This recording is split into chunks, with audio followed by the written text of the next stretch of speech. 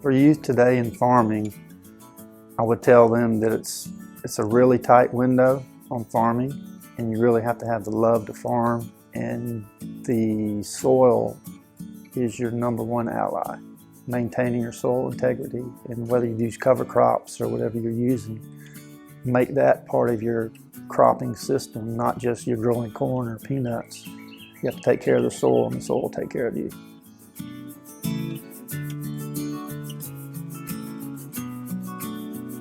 We have 2 applicators, especially for corn, that is putting nitrogen right by the road, which is key for placement, and that has helped me save a lot of pounds of N going through the root zone to the aquifer. So I like that too, and also it puts money back in your pocket because you're not buying as much fertilizer overall. I think per year, if I was to keep doing what I used to do 4 or 5 years ago, I'm putting about 250,000 pounds of N less per year in the dirt. It's because of those. That's a combination of the soil moisture probes and the knife and rings, as we call it, but it's really a wide drop rig.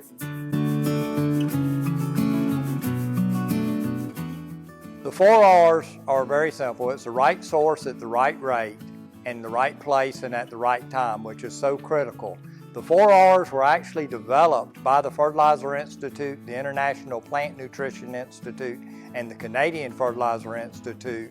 So they've got the scientific backing behind them, and their whole goal is strictly to help protect and improve water quality across the world, not just the United States. There are a number of different BMP tools that are taking place. There's a wide spectrum of them, but there are some that are specifically that we focus on because they give us more bang for our buck when it comes to managing our water resources, and that would be soil moisture sensors. Here at the Research Center, we use variable rate irrigation to do research on. We focus on soil health as well, conservation tillage practices here, as well as cover crops. So there's a wide spectrum of different things that the farm manager and the RSAs here implement in each and every research plot that we have. It just really depends on what the research is, what the focus and the purpose of that trial is in terms of what practices we're going to do. So that really speaks for a lot of growers, depending on what crops they're growing and what their strategy is. The BMPs are the best management practices, and they are a tool for the farmer, rancher, grower to use to help them protect and improve the water quality. And several years ago, we actually got the 4 R's incorporated into the BMP manuals here in Florida.